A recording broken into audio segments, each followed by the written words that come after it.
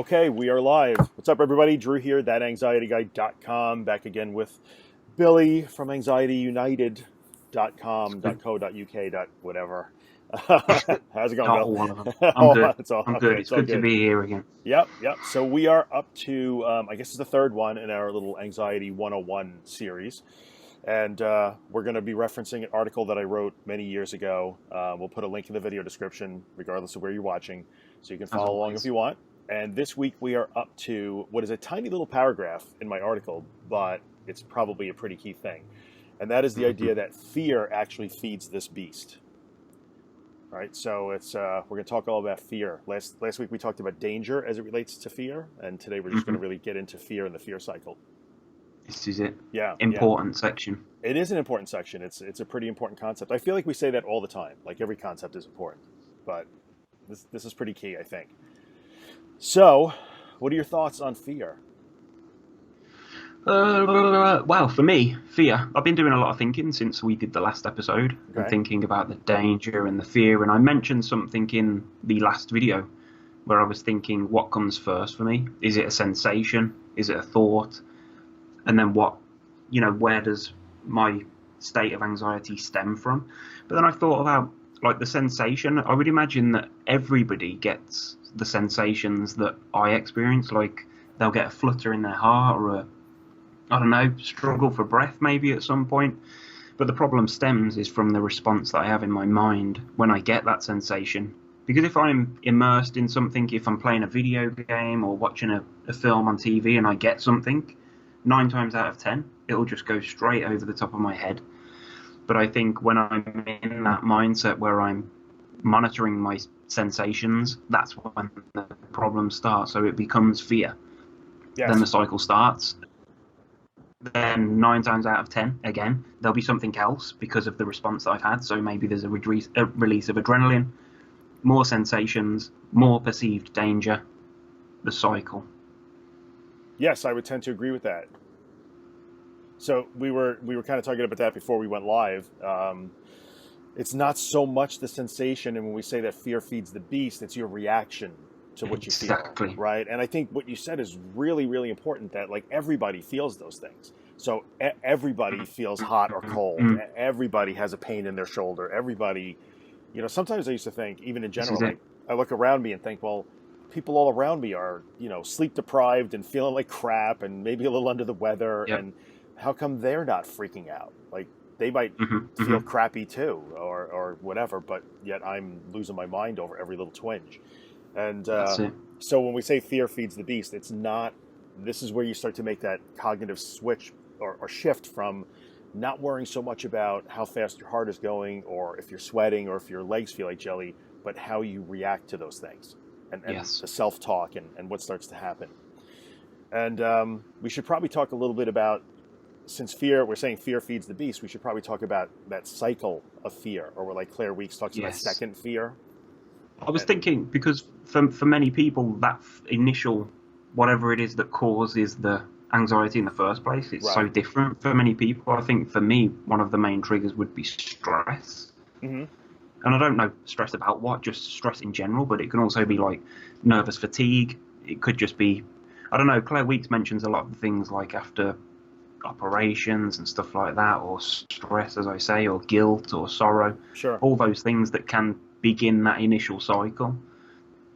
Well, I think we all have our triggers, right? Everybody has different Mm, triggers, but mm, regardless of what it is for you, and stress is stress for me now, stress, sleep deprivation, yeah, I've that's been more another. susceptible, Yeah. right? Mm, But regardless of what the trigger is, it's once you experience that trigger and you have that reaction to it, yes. how does the fear cycle actually start? There's always that first, and I think it starts with that first initial, oh my God, or Yep. oh Yep. crap, or here it is, or Hmm. oh, and then from there we know how we can just start the cycle then starts to build.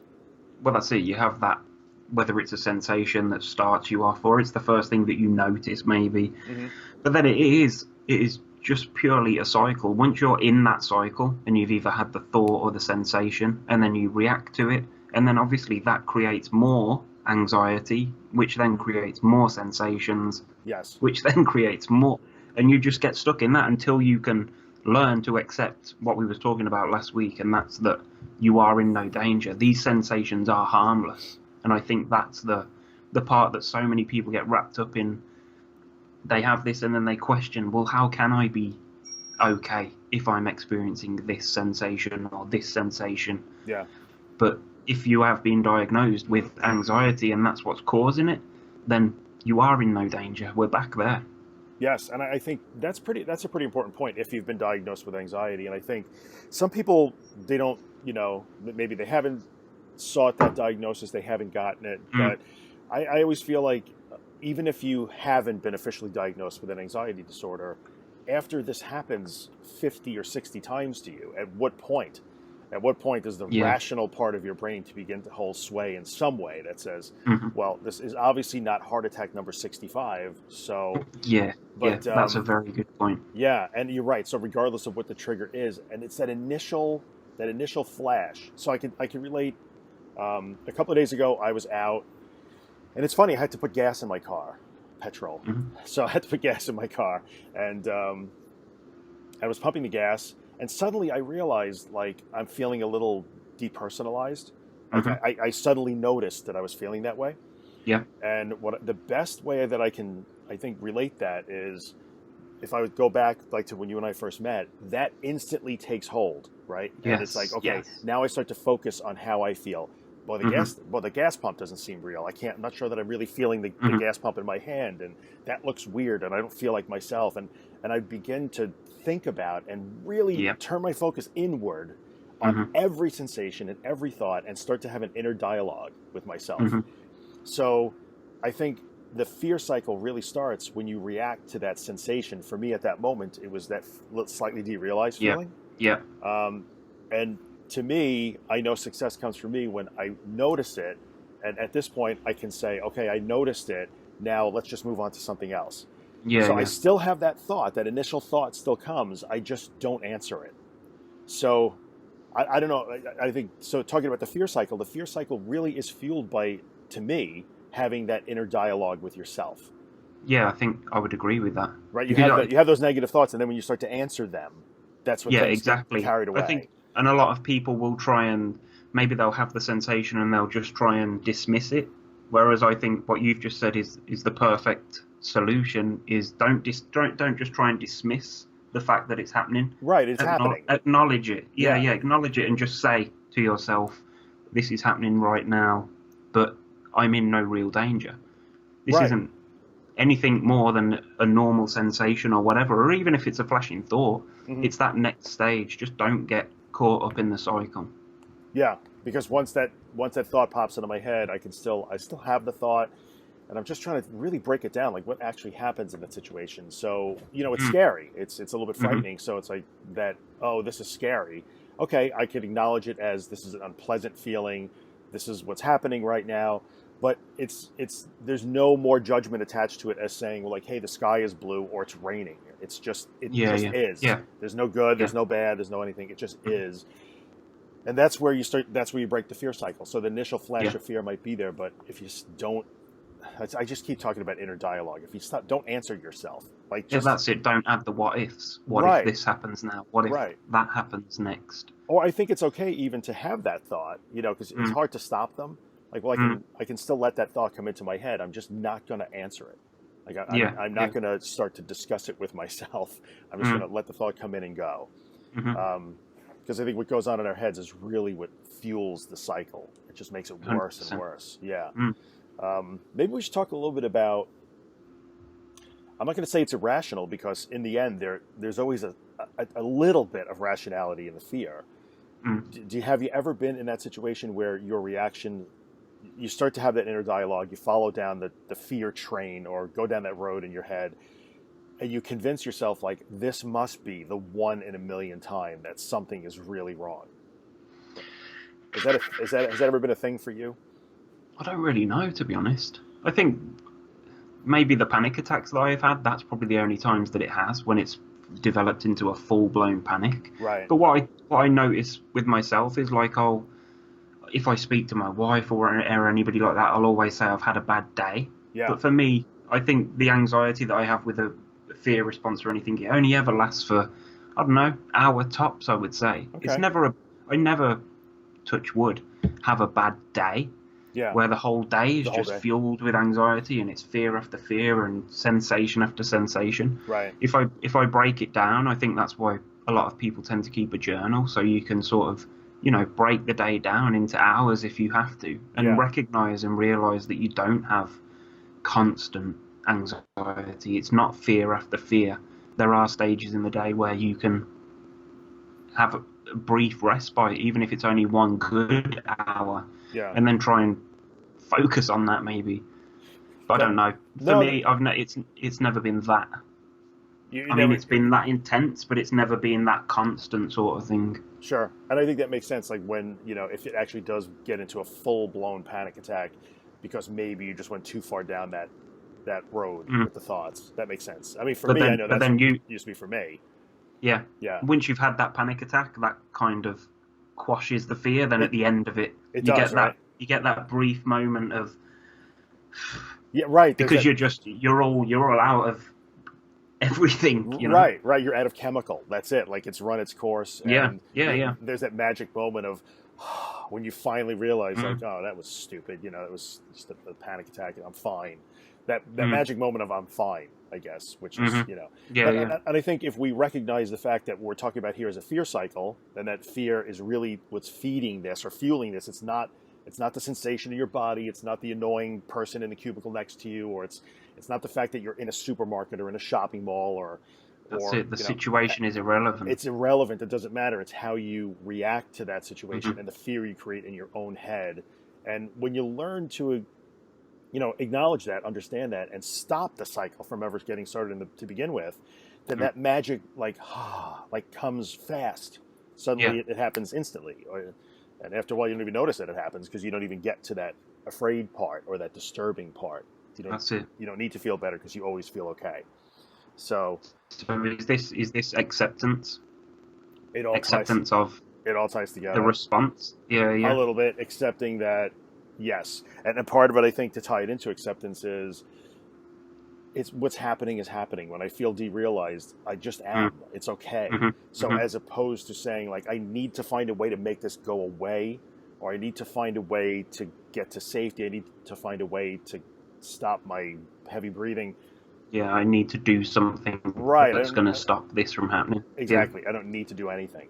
Yeah. And I think, like, when you mentioned talking to your wife, and you may just describe to her, well, you had a bad day, but I think a lot of people, when we use those things, like as a safe person or safety behavior, and we'll talk about those things down the road, but to illustrate the fact that it's the fear in your head that really fuels this, when you have that distraction, like if your wife walked in and you started a conversation with her, maybe you mentioned, I'm not feeling so good right now, but if you get into a conversation with her, suddenly you suddenly don't feel so bad, I bet. Yeah, 100%. Yeah, and that's the distraction. It's not because your mom or your wife or your boyfriend or girlfriend, husband, dog saved us. It's because they got you out of that, whatever you did, snapping the rubber band or coloring book or whatever, got you out of that fear cycle. So, it stops you from manufacturing fear in your own head. Which, I suppose, these being things that we would then consider safety behaviors. Yeah, and we can talk about that down the road. We're going to talk about coping techniques. Yeah, I was just saying, which are not necessarily helpful. Yeah, right. They're not. I mean, they are helpful in so much as they can illustrate what's going on and point out things. But I think that might be next week. I'm not sure, but they're not necessarily helpful, other than helping you recognize, like, oh wait, as soon as I get out of my own head, things started to be better, which is often the case. And I think it's worth mentioning, even for people. We may be talking about full-blown panic attacks, but even people who will say to me, well, I'm just anxious all the time. Every day, it's just from the time I open my eyes to the time I go to bed, it's torturous anxiety all the time. I've said that myself before many a time. Right. And really, again, what's fueling that? Because I think just when you're in the moment, you're so negative and wrapped up and caught up in it that you just believe that it is that constant, when in reality it's not. Which is dangerous for us to say, because I think a lot of people will have their feathers ruffled. It's like, we're not saying it's all in your head, like it's real. Yeah. But it's all in your head. Like it was all in my head. Yeah, exactly. Exactly. You can watch videos that I've put on where I say, in fact, there is a video where I question, am I the only person that suffers with this constantly 24/7? Sure. Well, the answer is I don't. I don't suffer with it 24/7 Yeah. constantly. That's huge. That is huge. Yeah. That's a huge Yeah, realization. Yeah. Mm. So if you're in that situation where you feel like you're just a constant anxious mess all the time, if you start to understand that some of that is being manufactured here, some of it, I mean, yes, you might have pain all day long. It's possible. It's possible your leg hurts all day long. But pain is not anxiety. Right. Pain. Neither is a racing heart. Neither is being in the supermarket or having to go to a wedding. That's not anxiety. It's what's going on in here that actually generates the anxiety. So, again, the bottom line here: fear feeds the beast, and we have to learn to recognize that. And then, when we learn to recognize that, then we can learn techniques for stopping that. Yes. And we'll get to that. I was just going to make one point about the fear cycle, and that is sometimes, like with the start of the anxiety and then the sensations, the after effects of the cycle, right. Sort of when you do come out of it, because I've felt exhausted after it, yes. and that can then sometimes kick off it again because you'll start worrying about, I've got no energy, I'm tired all the time. Sure. And that's something that I've got caught up in quite a few times, and then I'll spike again and why am I feeling like this? And then I'll start feeling the other sensations and I'm back in the loop. So I think recognizing that sometimes after you've been in the cycle, if you can glimpse out of it, then just expect that you will feel, a bit fatigued after it. Yeah, that's true. And when the chemicals are kind of, the adrenaline is doing what it's doing and then it dissipates, and it's worth noting you can't have, and I know people will argue, people are going to get mad at this, but nobody has a 24-hour long panic attack. The human body is just simply not capable of producing adrenaline on a constant level for 24 hours straight. It doesn't happen. So you're going to have those ups and downs. And I think sometimes what happens is we get exhausted afterwards, like you said. And for some people, that exhausted feeling is a trigger. And for some people, any change in state is a trigger. So when you go from here to here, it's a trigger. And then when you go from here way down here, it's another trigger. So those waves. And again, it's just accept that those changes in state are going to happen and don't let it get here. Don't start, Are we doing an episode on triggers? Well, probably somewhere in there we'll do an episode. So there'll be like a 4-hour episode. So many. Oh, there's so many. We ask people to list your triggers. The list gets that's a good long idea. And fast, super long, But so that's what we're talking about here. It's just getting, I think, recognizing it first and foremost, and then we start to talk about how you can just sort of kind of get past the fear, not fight it, not beat it back. Yeah, we're slowly getting further into. We've had the no real danger. Yeah. Now we're looking at recognizing what the fear is, or recognizing fear. Yep. And then we'll move into and not the sensations. And I think that goes into something that I've kind of beat the drum about for a long time, which is not trying to address symptoms. And we'll talk about some of that too. The symptoms aren't anxiety. A racing heart isn't anxiety.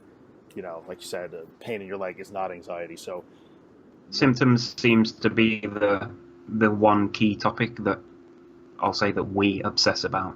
People want to know every inch of why they feel the way they do, and that's not healthy. I do it myself. Sure. I used to do it, and I think it's pretty common I hate when I feel like this. So what can I do to make that go away? What can I do to slow my heart down? What can I do to make and then you're just playing whack-a-mole with your symptoms because the symptoms. I was just going to right. The symptoms aren't what feed it. We just said it's the fear that feeds it. So I think.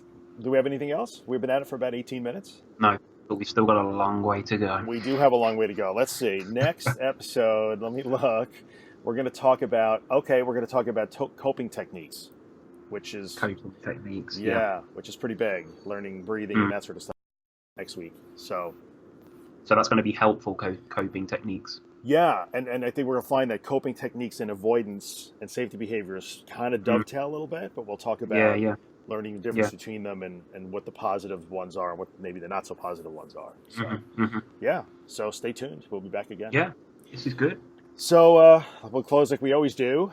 Billy at anxietyunited.com or on just YouTube, youtube.com/anxietyunited. I made 5,000 subs, so thank you. Finally. How many? 5K. 5,000. All right, not too shabby. Well, if you're watching on my channel, go subscribe to Billy's for sure. Yeah,